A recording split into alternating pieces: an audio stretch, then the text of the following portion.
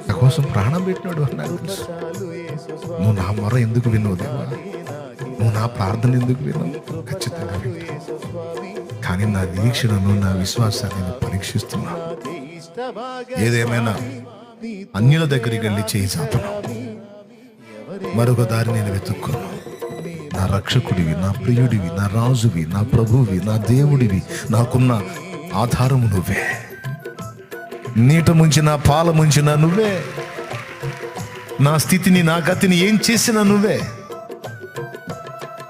నువ్వు ఆన్సర్ లేదని నేను కోపడ్డా. సర్వాధికారి నువ్వు, నీ ఇష్టం.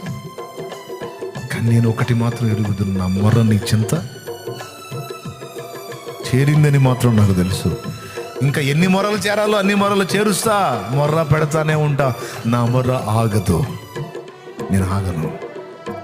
ఎందుకంటే నేను వేదనలో ఉన్నాను, నేను నలిగిపోతున్నాను.